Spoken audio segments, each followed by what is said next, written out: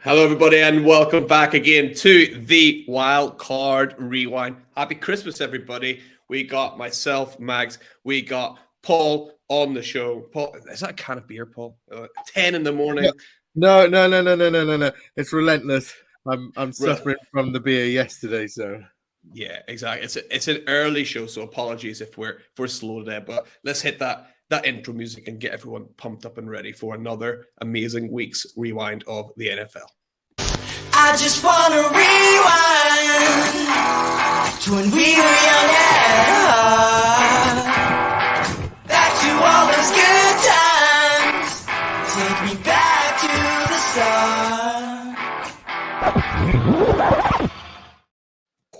Yes, that hits the spot. Absolutely, definitely.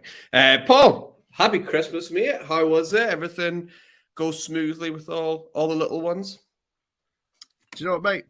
Yeah, it did. To be honest, it was a bit manic, mate. Having kids is just a bit crazy on Christmas Day, and I think the biggest problem we had was read the label before you rip off the wrapping paper, so we know who's actually bought you this present.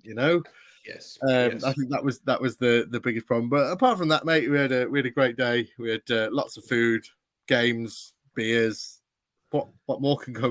What more can you ask for? What about yourself? Do you have a good day? Yeah, it was lovely. So back in Northern Ireland for the next little while. So apologies to anyone if there's any kind of internet problems with staying up here in rural Northern Ireland, which is the same internet as rural Baghdad. So hopefully the internet doesn't cut out too much. But yeah, Christmas was lovely. Lots of wine, lots of food, way too much food. So yeah, today will be a bit slower, and we'll enjoy ourselves rewinding some of the action. Happy Christmas to Hannah as well. If you're listening, I'm sure you are, and we're missing you in this slow Boxing Day for me and Paul. So let's actually start, Paul, with her predictions then, will we? So last week she had, very generously, you give her the Bengals up against the Patriots.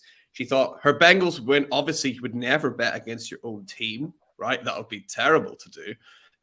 So she went for the Bengals to win, which is correct. And she thought that Mac Jones would throw under a very specific 237.5 passing yards, which was incorrect. He threw over that. So, Paul, what do you think of that game? Hannah's Bengals getting the win over the Patriots. Good game, bad game, in between. So I think she was really, really unlucky here, and I was probably a bit mean with the total that I gave. I'm just trying to get the total up now, but I can't find it. There it is. So Mac Jones threw for 240 yards, and I said 237.5. But kudos to me, that's the whole point of the game, isn't it? Trying to find nailed it. Trying to find that. I was pretty close, but no, this was a game of two halves, mate. This was a game of two halves because the Bengals absolutely trashed the Patriots in the first half. It was, Jones had 34 passing yards in the first half. So if you'd have looked at that at halftime, you'd have gone, Hannah's a shoe in here, So since as total yards go, Cincinnati had 303 yards to the Pats 70 in the first half. You know what I mean? And then in the second half, I'm not quite sure what Cincy had in the second half, but Mac Jones had 206 passing yards in the second half, which is just a complete turnaround. I don't understand what happened to the Bengals in the second half. I don't know if they're already like, we've won our division, we're winning at halftime, it's Christmas. They were thinking about their turkeys and their presents and whatnot. I don't know. I don't know what happened to them, but the Patriots came back into it. It was a close game in the end, which nobody thought. Well, nobody seen coming after the first half. But a question I have with this game is, what happened to Ramondre Stevenson? This guy's been amazing all season. He's been running through people. He's been scoring loads. He's doing so well. He's flying up fantasy analysts' rankings and everything like that. And this one, he just did nothing. Absolutely nothing. And whenever he did get the ball, he fumbled it. You know, I think that was the weird. He's been so safe with the ball all year. Yeah, and then that happened. Don't get me wrong. One of them, he was like head down and he was running in, and the Cincinnati Bengal player came in and he punched it out of his hands. You know, which we all say, yeah, that was a fumble, but actually, that's not a mistake by the running back. To me, that's a good play by the defender. You know, but yeah, so. You know, I was just really confused. I thought Ramondre Stevenson would, you know, I think it would have cost a lot of people in fantasy some crucial games this week, you know, because a lot of people would have seen him back. They'd have been starting him, you know, and I don't think he scored many points, 2, maybe 3 points, something like that. I don't really know, but no. So I don't really know what happened with him. Jamar Chase. The Bengals are. So Bengals defense doesn't get a huge amount of credit, but one thing they are really good at is they don't let you beat them the way you beat like other teams. So like when they play the Chiefs, they do take away that sort of deep ball threat, that Patrick Mahomes sort of long ball. They take that away really well. And obviously here they thought, well, we're not going to get beaten by Ramondre Stevenson. So they kind of are good at taking aspects away from like that team. Do you think that's a lot of doing what Bill Belichick does to everyone else? Because that's Bill Belichick, isn't it? He always looks at the strongest player and what's the word? Nullifies, is that word? Yeah, absolutely. He takes that option away. So maybe what the Cincinnati have actually done is their homework and gone, do you know what? One of the biggest threats on the Patriots side of the ball is Ramondre Stevenson. Let's take him out of the equation. But you know, they forgot about the legend that is Jacoby Myers, who had himself quite a day, quite a day, to be fair. Unlike Jamar Chase, who seemed to struggle in a sense, didn't he? You know, he had a couple of miscommunications. He had a fumble there in the second half and stuff. So, but the other thing about this game is Marcus Jones now has a touchdown on a punt return. He has a touchdown and an intercepted return touchdown as a rookie. And the only other player in Super Bowl era to score a 40-plus yard touchdown each of those ways is Deion Sanders. That's pretty good company. So that you know what I mean? That's fair news to you, mate. I think you deserve a little mention for that one, like, you know. Agreed. But yeah, do you want to add anything to this game, Mags? Or no, not really. The only thing I did want to say was about that the Bengals defense. Really, it doesn't, again, not really getting enough credit apart from, you know, we kind of mentioned Eli Apple understands that Taysom Hill's going to run. That's about the only credit we usually give the Bengals defense. So I just want to say, they did a really good job at shutting down the Patriots. And the Bengals are doing this again. They're getting warmed up. Like as the season goes on, Bengals are, what are they, 11-4 or 12-4 now? The Bengals are getting warmed up just like they did last year. They're really starting to come good at the business end. They've got the Bills next week, though. That's going to be awesome. I can't wait for that. That's a good game. That's a good game. I hope that Hannah's got that as one of her predictions, because I'd like to see which way she'd go with that as choosing a winner. Oh, I don't know. I might go and change it though if she doesn't. Yeah. I'd just like to see. I'd like to see. Obviously, you try and back your own team, but I'd like to see what way her head would be with that one. Yeah. But while you change that, we'll get on to Hannah's second game. This was one of the 3 Christmas clashes. I gave us all one each. So I gave Hannah the first one, which was the Dolphins versus the Packers. I managed to actually get this one on my TV. I don't know how my wife let me have this one on the TV, but Hannah said she said the Dolphins would win, which is incorrect. The Packers won 26-20. We asked her who had the most passing yards, Tua or Rodgers, and she said Tua. That was correct. What did you make of this game, Max? So the Dolphins have now lost 4 in a row. So that's not great, right? We talked about at the start of the year, like how good they were looking, but to lose 4 in a row, that's not great. And they've failed to score over 30.5 points 5 games in a row now.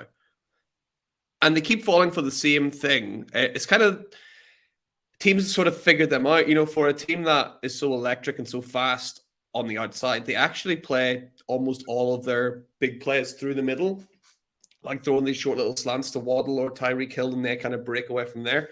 And teams have sort of taken that away from them, and yet they're still trying to force the ball through the middle, and they're doing that with a very well schemed run game, but very meh running backs. Like Jeff Wilson and Raheem Mostert are backup running backs who are trusted by Mike McDaniel. I think they need to go out and draft a real, like, proper running back next year. And it might take them a while to learn the system, but yeah, Raheem Mostert cannot be the answer. Jeff Wilson cannot be the answer. They're not good enough, really. So I think they're really missing a really good running back there. And my other thing is, like, if teams are going to force you to throw deep and throw on the outside, you got Jalen Waddle and Tyreek Hill. Let them do that. And, like, just be like, okay, you want to force us to throw deep? Have fun.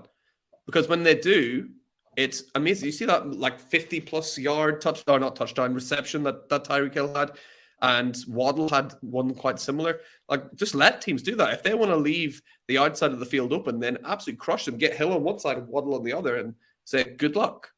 Because that's what I will be doing. So I think they need to make a bit of a offensive change up there if they're going to, ride sort of deeper into the playoffs like we thought they might do. I'm sticking to my guns, though, on the other side. I still think Aaron Rodgers is bad. I still don't see it. He overthrew so many passes, underthrew some passes to Christian Watson. I know he's got the broken thumb. That does kind of change my opinion, because, I imagine playing football with a broken thumb is quite hard. But yeah, I still don't think that he's ever going to be the same again. We're ever going to see the old Aaron Rodgers. I think he's sort of past a certain point of no return now. But yeah, the Packers running game looked pretty good. The Packers defense looked pretty good. Dolphins on a bit of a slide, though, unfortunately. Did you catch that game, Paul? Any thoughts on it? Yeah, so I think you're right. The Dolphins need to draft a running back. I think their running back game is awful, to be honest. Even if Mike McDaniel has faith in them and trusts them, I still think it's, I think you're right. I think they need to go and get a running back, and we're luckily, because we're in a class where the running backs are really, really good. I haven't really looked much into them myself, but I have heard a lot of people say that the running back class this year is phenomenal. So maybe they've already got that in their head that they're going to go and get a running back. And to me, I think you'd cut Mostert and keep Jeff Wilson as your backup. Then I think he trusts Jeff Wilson a bit more than Mostert, if I'm honest. Yeah. On the other side of the ball, it's hard to disagree with you at the moment, Mags, about Aaron Rodgers being done, because he seems to prove it every week that he's not that bothered, and he just doesn't look like he wants to be there or anything like that.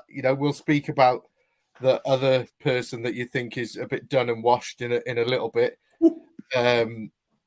But on the running side of the ball for the Packers, I'm very confused with it. AJ Dillon seen most of the work this week. Aaron Jones didn't see much of the work, and it was just like, is that going to be a minefield, a bit like the Cowboys running back? Is it going to be Elliott? Is it going to be Pollard? Which one's going to see the most amount of work? Is it going to be both? Is it, I think we're at a time now where we can quite safely say, look at both of these teams. Mostert's seen 8 carries, 45 yards, 2 receptions. Jeff Wilson saw 9 carries, 37 yards, a touchdown, 1 reception. AJ Dillon seen 11 carries, 36 yards, a touchdown, 2 receptions. Aaron Jones got 6 carries, 2 receptions. You know what I mean? There's 4 running backs there. When I started playing fantasy, a long time ago, like, there was only ever, I didn't really pay much attention to what else was going on the field. Running back, wide receiver, Yeah. QB, tight end, that was it. But there was Yeah. only ever one running back in a team. There was a That's 3-down gone by. workhorse, bell cow. These are the type of words that we use to describe running backs. And I think we're getting to the point now where actually a 3-down running back is not somebody that you'd have now. You'd have a 1A, 1B, And I think teams are proving that actually that's the way to do it. And even teams with rushing QBs, like look at the Ravens, To me, I think their 1A is Lamar Jackson and their 1B is J.K. Dobbins. They're not going to have two. They're going to have one, but the QB is going to be the second one. Jalen Hurts and Miles Sanders, Miles Sanders is the 1B there, It's I just think we need to accept now that actually the running back game, it's not just one guy, unless you're Derrick Henry, who's going to see 400 rushing attempts per game. You know what I mean? Yeah. But no, going back to the game, I think we're right to start worrying about the Dolphins. I think they're doing the opposite to the Bengals. If I'm honest, I think the Bengals are warming up and starting to peak, and I think the Dolphins may be a bit like the Irish rugby team. They peaked too early. Oh, don't even. I can see what's going to happen with the Irish team every year before the World Cup, ranked number 1 in the world, and then go out and lose to France or it's like Italy, something awful. Yeah. Sorry, you're in Ireland and you're Irish, so I just thought, perfect time. No, that's a good. Yeah. But no, I think you're absolutely spot on. And yet that running back by committee, if it's not here already, whenever this class of 23 running backs come in, this is the final nail in the coffin of the bell cow running back, I think, because the free agency market is huge. I mean, imagine the Dolphins went out and got Josh Jacobs in free agency, how much that would change their team, right? He's like the perfect running back. So that would be great for them. But yeah, the amount of players coming through this class are really, really impressive. So I think most teams are already sort of there with committee, but it's going to be changing from most to almost all, I think, in the upcoming future. So let's keep an eye on that and see what happens. And we'll move on to Paul, your first game. So we've done Hannah's game. Your first game, really, really good game, right? The Giants up against the Vikings. So you thought the Vikings were going to win, which was correct. You also thought at some stage the Vikings would come back from behind, which was also correct. They were down in the third quarter, but they came back and they won by a single score again, 24-27. What did you reckon of this game? Do you know what? This was a great preview of what could be the wildcard round game. Yes. I didn't say the wildcard rewind. Which we're going to love that round, don't we? The wildcard round. These two could meet again. They could meet again in a few weeks' time. So I think it was a nice preview of that game. The Vikings like to make things really difficult. Yeah. And I would hate to be a Vikings fan. That's what I put in my notes, okay? But saying that, at least they're winning games. Yeah, I was about to say, are you sure? Maybe that whole sentence is a little bit wrong, Maybe actually I'd enjoy being a Vikings fan and not being a Cardinals fan, But in the 2022 season, the Vikings are now 11-0 in games decided by one possession. That's crazy. That is mad. That's that's all their games. All their games this year were decided by one possession. Like, you know what I mean? It's like, oh man, that's insane. Absolutely insane. The poor Vikings fans are on a right journey, really, aren't they? Yeah, absolutely. The Giants look better this week than they did last week. But do you know what they did different this week? Do you know what they did? I'm going to tell you what they did different this week. They gave the ball to Saquon Barkley. Wow, who'd have thought? You give your best player the ball, he will make things happen.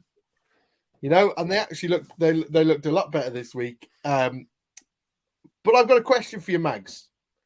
Okay. So you've spoke a lot about Russell Wilson being the worst trade and whatnot. Yes, bad, So, bad, bad. Yes. do we think I'm gonna do the opposite of this now? Do we think that TJ Hawkinson has been one of the best trades?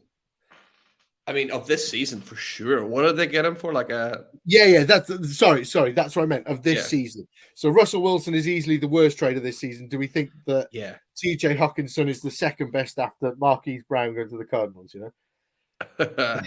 What did they get? Did they pay a second round pick for him? For TJ, hang on, Yeah. I should have got this. Sorry, it's Boxing Day, guys, and we're all just a bit Yeah.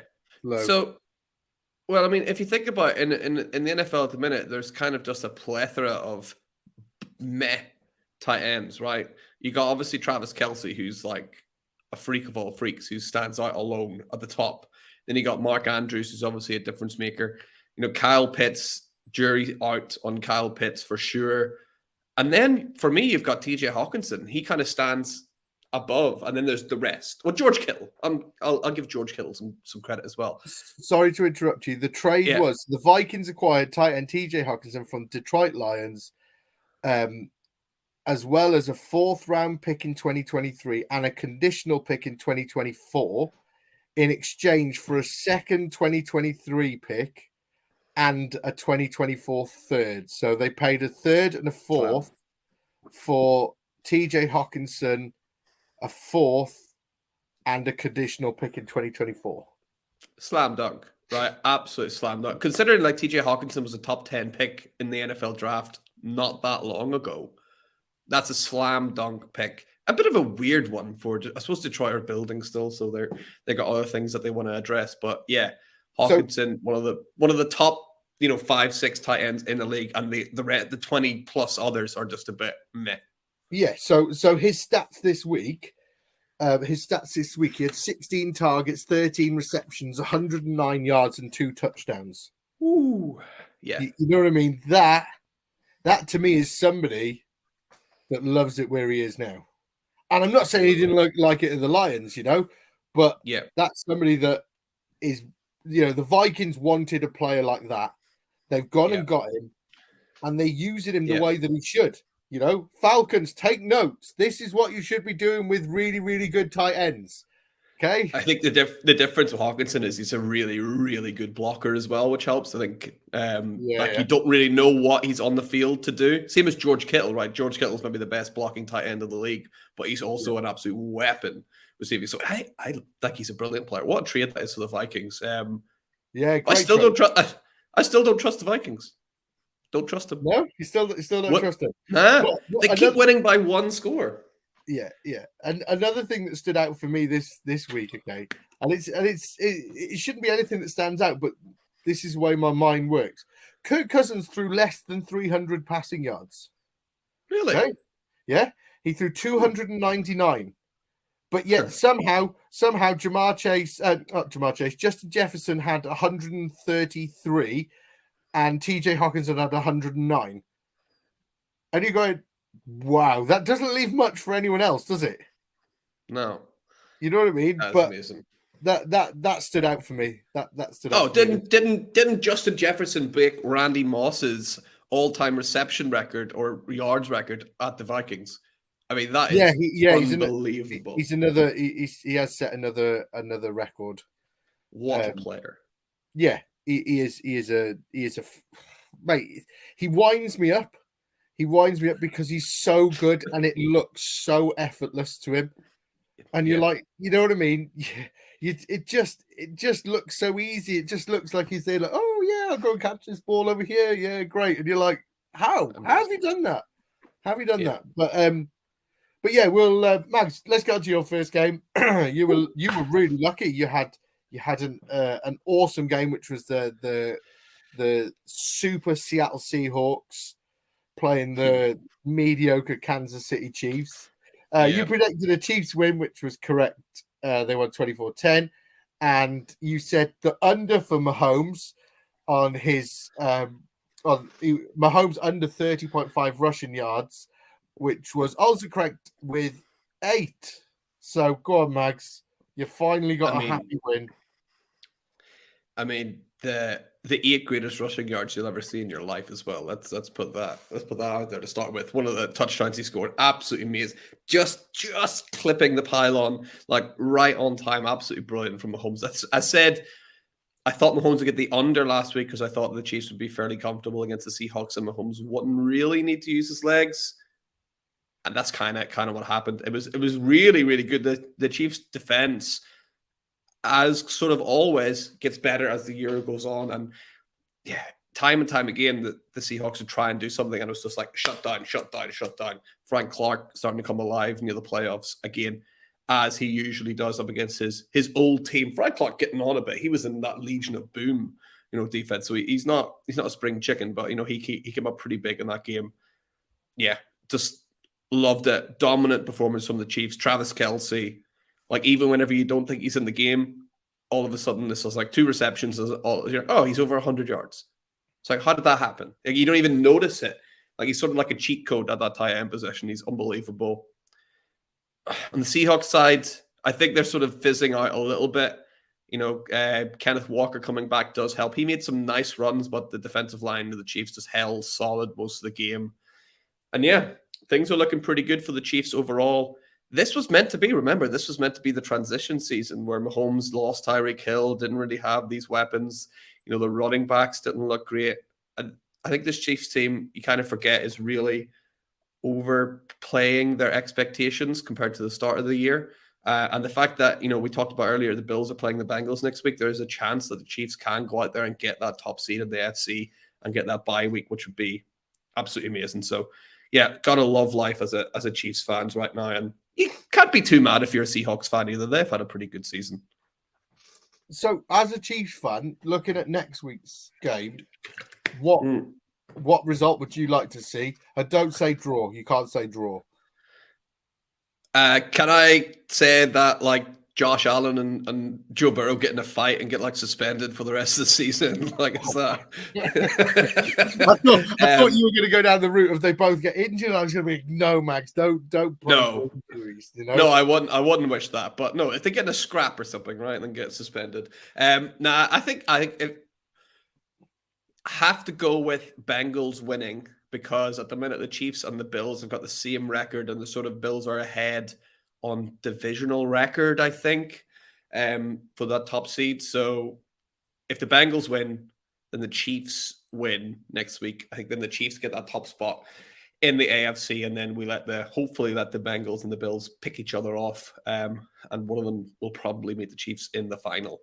So yeah, Bengals win would be ideal. So you're saying that because you're scared of Hannah. That's what it is. That's why you chose Bengals, isn't it? You're scared of Hannah. Terrified, yes. But yeah. Just having a look. The Bengals are 11-4. The Chiefs are 12-3. The Bills are 12-3. So if the Bengals win, that'll put them 12-4. The Bills 12-4. Chiefs win is 13-3. So yeah, I suppose that is right. Go back to what you said. Chelsea is a cheat code. Is a cheat code. But you know why? Because he does it so often that the TV have stopped showing him catching half of his balls. Just because they're like, Kelce again. Yeah, Kelce again. They're not that bothered with it. So you don't see the first 6 catches, and then you see the last 2. And he's got 100 yards now, and you go, don't even see it. But yeah, it was. I think the Seahawks fall into the category with the Giants and stuff like that. I think they peaked at the Dolphins. They peaked a bit early, and they've been found out now and opened up a little bit. And I think we're kind of seeing the Vikings get into the business end of the season, start to fail a little bit. Yeah, and speaking of peaking early, I think the Cardinals peaked in that week 1 loss against the Chiefs. So they were up against the Bucks. Paul, now you predicted the Bucks would win, and they did win. That's kind of like it's like kind of getting a present at Christmas. You're like, oh yeah, I got a present, and you open it up, and it's Andy Reid in the thong, right? It's not what anyone's wanting, but Hannah's away, the boys will play. Andy Reid's in the thong again, you know. So you bet against your own team. I mean, me and Hannah bet with our teams and we're most successful. In fairness, though, you got it spot on. You bet against them, but you did think that Isaiah Simmons would get a sack on Tom Brady. He didn't quite get a sack on Tom Brady. I did try to find out what Kyler Murray's best kill streak on Call of Duty was, but that remains unavailable. If anyone listening knows, please let us know. So I messaged K-Dog and asked him what his win streak was on Christmas Day, and it was 13, mate, which is exactly what I guessed. It's exactly what I guessed. So all right, you'd send over that. Just send over that DM and I'll give you a point. Prove it and you can have the point. Yeah. So I bet against my team because we are 4-11. Yeah. If we were sat 12-3 or 11-4, then I'd be more inclined to bet with my team. But you've got to use a little bit of your head sometimes and accept the fact that you know what, you're not going to win. But did I expect that the Bucks were going to beat us in overtime? No. Yeah. No. I have no faith in a Trace McSorley led offense.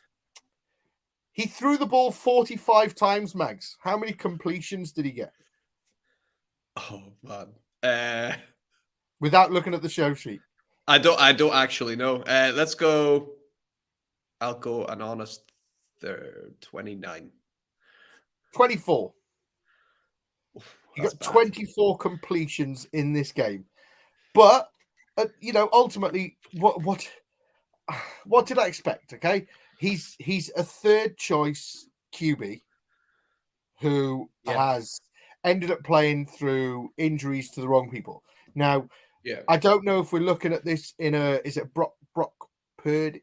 Is that how you pronounce his name? For the 49ers. Yeah. Are we looking at him thinking, everyone's third choice QB should be doing that, Or is Trace McSorley the real third choice QB image that we've all got? He's not great. He made some bad decisions. He was going up. Look at what the Bucks did a couple of seasons ago against sorry, Mags, but the Chiefs in the Super Bowl. You know what I mean? Not even Pat Mahomes could figure out how to get away with anything there. It was awful. It was awful. Yeah. But we did manage to take the Bucks to overtime in a really, really dull and boring game. And they managed to beat us in overtime, which brings me on to another old and washed up QB. Brady does not look comfortable. He doesn't look comfortable. He doesn't look happy. To be honest, he doesn't look like he wants to be there. Now, I don't know if it is what you're saying, Mags, with him being washed up. I don't know if it's the divorce and problems at home that are in his head all the time. I don't know if it's the coaching staff at the Bucks that he's not getting on with. I don't know if it's the O-line just don't care anymore, or I don't know. But Brady does not look comfortable in that team. Like last year, it looked like poetry. You know what I mean? It was just wherever you wanted it to go, it would go. And this year, it just doesn't look like anything's clicking there. It doesn't look like he's on the same page as the player. He's got some of the best wide receivers in the game with Mike Evans and Chris Godwin. He's got Julio Jones is there unless he's injured. And you just sort of like I don't know. I can't figure out what's going on there. I can't figure out if it's what it is. But there's something not right there. Another thing. Before we move on, the thing I did like about this game was the attempt at a Hail Mary at the end. 16-16, and the Cardinals went for a Hail Mary. And the reason I've put this in is because look at last week when the Patriots went for that really, really stupid play at the end, and they were through it here. And it was just, Jacoby Myers went back, and I've seen it a few times this year where they can't throw it, so they're throwing it here, throwing it there, trying to run here, and it doesn't work. It doesn't work. At least they had the decency. Thank you, Cliff, for doing something right this season. you call a play with 16-16, and the play that you call is a Hail Mary. You literally stand there, throw it, have a go. You've got just as much chance of that hitting as you have with this stupid play where, I throw it to you, you throw it over there, you throw it over there. The defenders have just spread out and they're just trying to kill somebody, and it's so I've seen more Hail Marys be pulled off than those. I don't very rarely do you see that happen. Yeah, so at least have a crack at it, and I respect them for that. But Mags, we'll get to your second game because I've just looked at the time and it's wow. Yeah, we're talking. I don't have much to say about this game, so that's fine. Your second game was the Broncos versus the Rams, the last of the Christmas Day specials. Yeah, you had a Rams win, which is correct. They won 51-14. And you had the Rams the under 5.5 sacks. How foolish of you! They had 6. Oh, so close, so close. Go on then, man.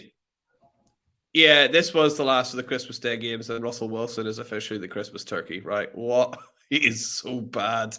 Like, we talked all about, bad trades. I think I was going to talk about the trade, but we'll maybe save it for our post-season show where we review the Broncos, right? We might talk about that trade.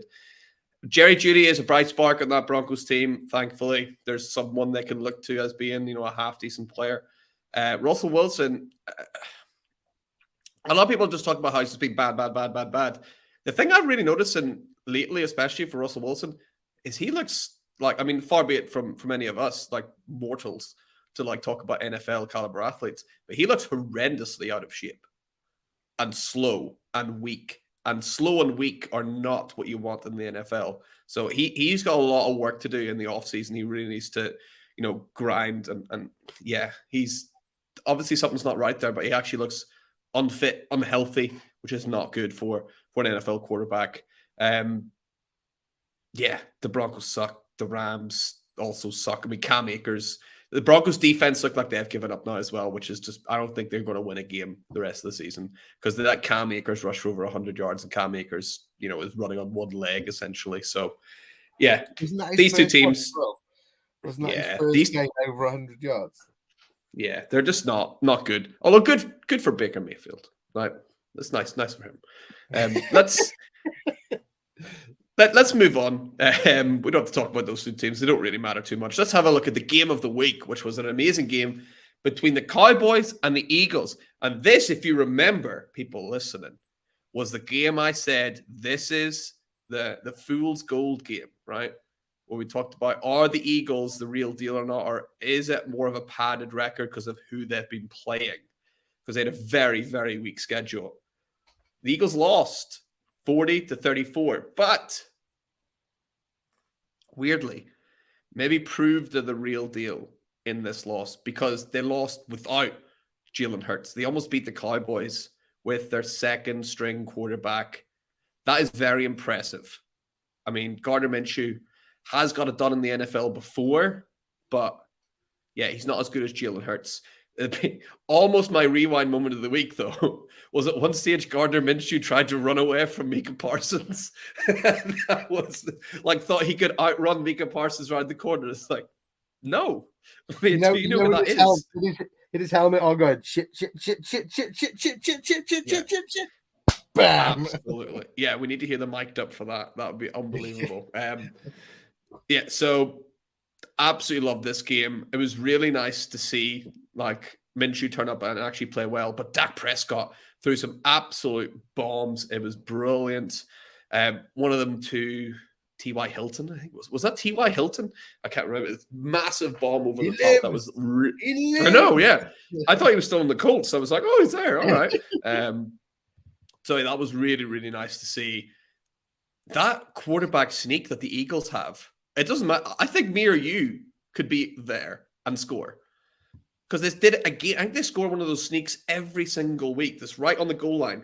And they just sneak it over. It's the most unstoppable play in football right now. I think, if one of us kind of lined up, put a helmet on, they might be able to shove us over the line as well, which would be quite nice. The one thing I wanted to talk about, we kind of talked about this before the show, was on that Eagles team, and is AJ Brown the definitive number one there? or is it actually a very 50-50 split with him and Devonta Smith? Because the last few weeks they've kind of gone back and forth. Who's got the most targets? Who's got the most yards? Who's got the most receptions? I think Devonta Smith is sort of go flying under the radar as one of the best receivers in the NFL right now. What do you think about that? Yeah, it's hard to agree. Because I was pointing out Devonta Smith's touchdown where both lines were down, they called it, and he ran through the line like the Flash. Yeah. Just go watch it. Anyone who gets a chance to go watch it and see if you can spot him running through the line.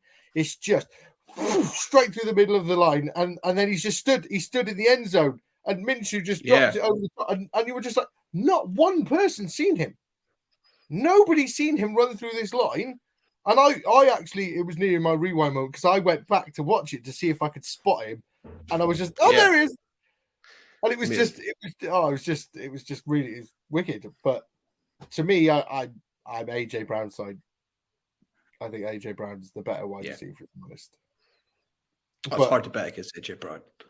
But so speaking of AJ Brown, I'll talk about my first point here. Okay, AJ Brown's first catch in the game. Okay, a couple of things stood out. Minshew threw the ball. AJ Brown caught it wide open. Trayvon Diggs left him so much room, and I don't know if that was Trayvon Diggs thinking, "Oh, the ball's not coming this way," or whether he genuinely broke off from him or what. But that was unlike Trayvon Diggs. He doesn't really give you that much space. You know, he's better than that. And the other thing that stood out was Gardner Minshew was the one that picked AJ Brown up off the floor because he followed the ball. As soon as he threw it, he ran up the field following the ball because he was that excited. And the only way I can describe this is he was that excited that he was like, you know, the kid that gets picked last. He was just excited to play. He got to play, and he was like, "Yes, yes, get up, we'll go again." And I was just like, "Oh, Minshew, bless you, what guy, bless you." But you were saying that Dak looked awesome, but actually, I think his interception. You see that in the first quarter, that was awful. That was really bad by Dak. You know, I know you've only got seconds to make your decision, but he looked straight at him and didn't get enough on the ball, and I thought that was really bad. Was that the one that Josh Sweat? Yeah. I thought that was a really bad interception. I have to talk about CD Lamb's touchdown, the one where he caught the ball and spun out and sent the defenders. It was a bit like, you know what it reminded me of? The Euros in not the last one, the one before, where Wales played Belgium in the quarterfinals. And how are you going to talk about Carl Robson-Kanu? How Robson worm him in sends 3 defenders the wrong way with one turn. Sorry, do you know what? We've done 16 of these or 15 of these episodes, and I've finally got Hal Robson-Kanu named in it. You know? Wow. But yeah, that was a great touchdown. So I've picked up on something that you've put about the Eagles conceding 40 points in their first real test. Now, what I will say is the Cowboys turned over the ball a couple of times with things that you could see were mistakes by Minshew. Yes. So I want to agree with you that the Eagles' first real test against a team that really a contender, and they do concede 40, but you know, one was a fumble. Now I can't see Jalen Hurts making that fumble because it was like a dodgy snap or something like that, and he fumbled, and I can't see him making that mistake. You know what I mean?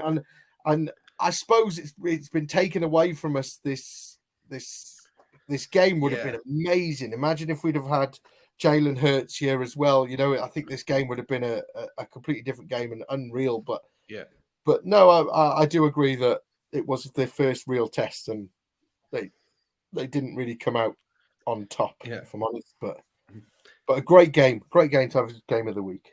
Yeah, really, really good game. Definitely game of the week for me. And Eagles even though they lost the game. Oh, I think we kind of weirdly maybe passed that test in a weird kind of way, right?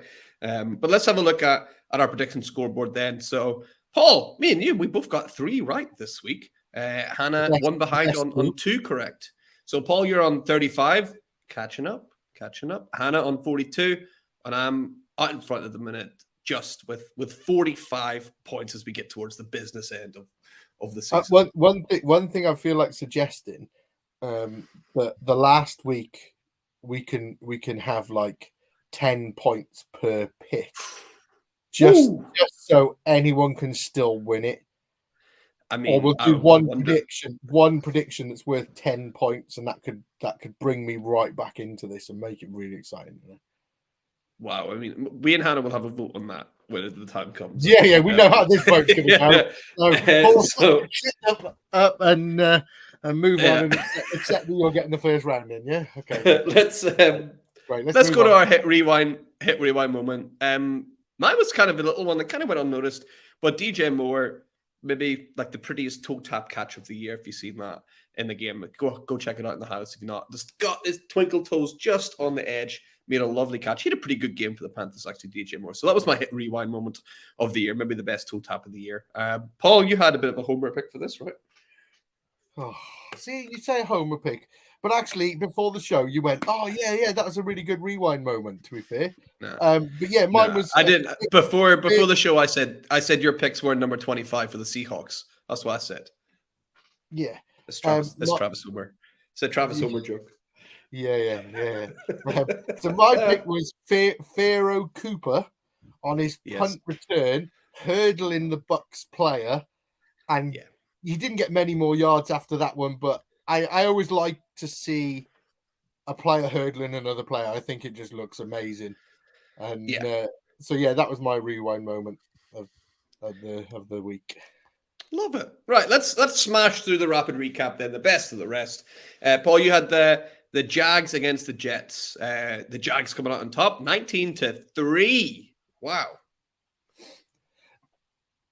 Can we all just take a moment of silence and remember our good friend, Zach Wilson? Rest in peace, my friend. Rest in peace. Goodbye. You are truly done. It's done. I've stood here, and I've argued your case, Zach. And somehow you've managed to, even when you got another chance, blow that one. You got benched for Chris. You may have to help me with this one, Mags. Strevler. That'll do. Who won the Grey Bowl? You know what that is? Wow. No. That is that is the Canadian version of the Super Bowl. Oh wow.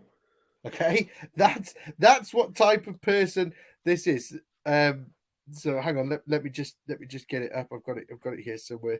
So on Wikipedia it says Christopher Stevler is an American football quarterback for the New York Jets of the National Football League. He played college football at Minnesota and South Dakota after going undrafted in the 2018 draft. Stevler played 2 seasons as a backup quarterback for the Winnipeg Blue Bombers of the Canadian. Backup?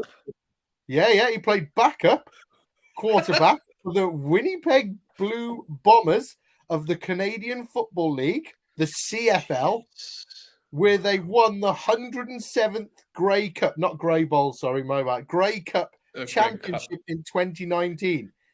Get this, he also played for the Arizona Cardinals. Oh. If only you had him as your third choice QB now. You know what I mean? Why have we got Trace McSorley? Why have we got the legend that is? Wow. But yeah, so when Zach Wilson got benched for that guy, I realized it was over. It's over for him. And I kind of all season I've hoped that the Jets would do well, and they've kind of been like a team that I followed this year, and I backed a lot. But I kind of hope now that they don't do so well, so they get a better pick in the draft to go and get an elite QB, because I feel like that's what they're missing. I was going to talk about the Jets D being the real deal because actually the Jags last week scored 40 points on the Cowboys and actually only scored 19 against these and struggled to get going. But I've spoke too long about Chris Steffler, the legend that is. But go on, Max. Let's go to your game. Well, yeah, so I was going to say we could go through these, but actually there's really only 2 more points I want to make about the rest of the games, and then we can kind of move on to our predictions. The first one actually comes from my next game, and well, not really. It was the Falcons against the Ravens, but I just wanted to talk about the bombshell that you dropped about Huntley being a Pro Bowl alternate quarterback. Like, he got more votes than Mac Jones, he got more votes than Derek Carr, he definitely got more votes than Russell Wilson, I assume. I mean, he's the 4th choice. I said the only way this could have happened is if like Lamar Jackson voted for him and everyone else got 0 and Huntley's ended up as the QB4 in the Pro Bowl. I mean, how is that? That is unbelievable. So he got more votes than quarterbacks like Ryan Tannehill, Derek Carr, and Mac Jones, who went to the Pro Bowl last season during his rookie season. So Tyler Huntley started his 3rd game this season. And has had more votes than 3 players that, well, I think Derek Carr started all 16 games, hasn't he? Yeah. Oh, crazy. So that's something I thought was important to bring up. And the last thing I want to talk about from this week's games was Mike Tomlin might get this goddamn Steelers team to an even record or another winning record. I mean, how is he doing this again? He's never had a losing record, and he might do it again with this dog of a team. I mean, just shout out Mike Tomlin. What a coach. So what do they need now? So they're like one away from 50-50. So they're 7 and 8. Yeah. And who do they play? They play in week 17. They play the Ravens. Okay. So game. That's a tough one. And no, not go off it. Week 18, they play. I hope it's the Chiefs. I really hope it's the Chiefs. It's the Browns. Oh, they've got a chance. So they've got a chance of doing it. Mm-hmm. Yeah. Chance. Depends who started for the Ravens. If it's Pro Bowl quarterback Tyler Huntley or Pro Bowl quarterback Lamar Jackson. Aren't they both going? Isn't Lamar Jackson the 3rd choice and Tyler Huntley's the 4th choice? So that must be the first time ever 2 quarterbacks from the same team have made the Pro Bowl. Has to be. Yeah, surely. I don't know. Do you have anything you wanted to chat about from the rest of this week's games? One thing I want to bring up is Sam Darnold. He's throwing touchdowns. He's rushing for touchdowns. He's actually looking like, hang on, why haven't the Panthers played him all season? And why the hell are we still talking about the Panthers in contention for the playoffs? I don't understand. And Lions superstar wide receiver. Who led the Lions in receiving yards this week, Mags? Oh, that's Zylstra, right? Was it him? He scored 3 touchdowns, right? What's his name? No, the leading in yards this week for the Lions was superstar DJ Chark. Kev's White, favorite player. Love it. Kev White is Mexican waving. And the other question I've got is, how many times do you think the Panthers rushed the ball in this game? 1 million. I don't know. 42. That's a lot. 42 times, which is Lions with a weird game plan there. The Panthers, who are like very weak rushing offense or rushing defense, decided not to use their amazing running backs. Very weird game plan from the Lions there, I thought. But let's speaking of weird games, this one might be a weird one on Monday. It's the Chargers against the Colts. I'm gonna pick the Chargers. Paul, what do you think? Yeah, Chargers. Yeah.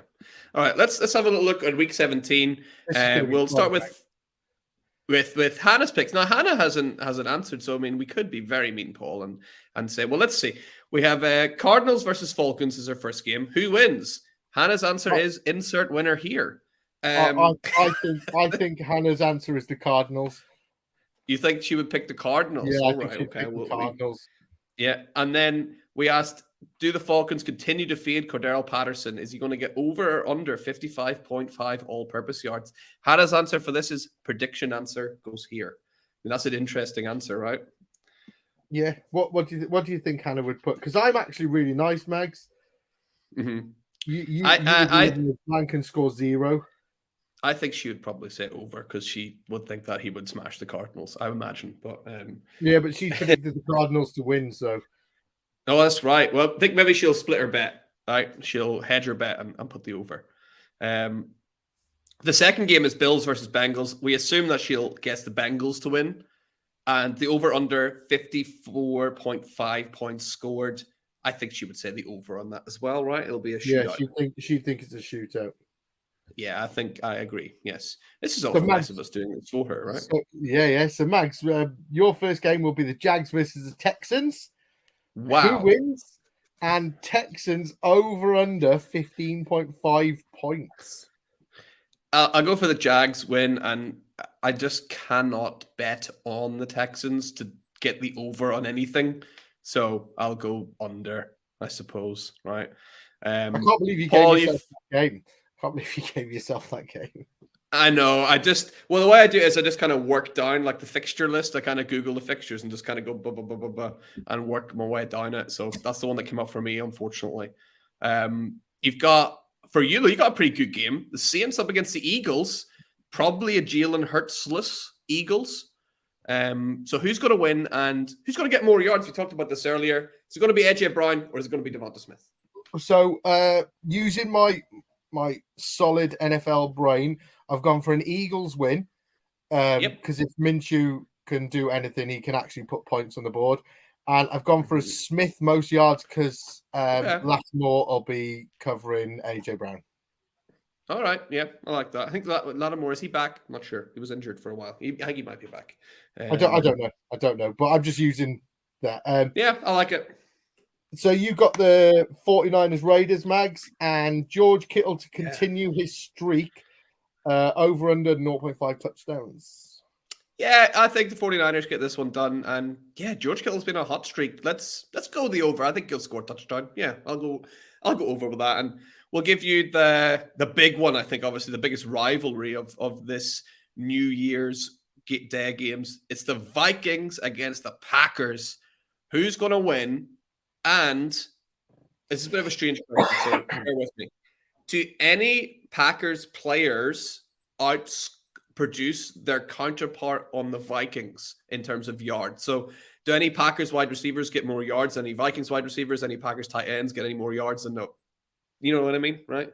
Okay. So I know we're short on time, but does this work in? So are we saying Watson is in line with Jefferson? Are we saying Romeo Doubs is in line with Thielen? Or no? I think we just treat it as wide receiver, like the top scoring wide receiver versus top scoring wide receiver. Okay. So yeah, okay. So if I say Doubs and he's the top scorer, he goes against Jefferson, the top scorer. If I say Dobbs as a second scorer, he goes up against like Thielen as the second scorer. No, just the overall top, like. So you go for number one wide receiver. Overall, yeah. So do the Vikings have the running back, receiver, and tight end with the most yards, or do any Packers players sneak in there as the number one? That's a horrible question. So I think the Vikings are going to win this. Yeah, it's going to be a close game. And no, the Vikings top score all of them. Yeah. Cook. Yeah, I think you're right. Hawkinson. Yeah, I think you're spot on with that. I would have went with the same. So that's it.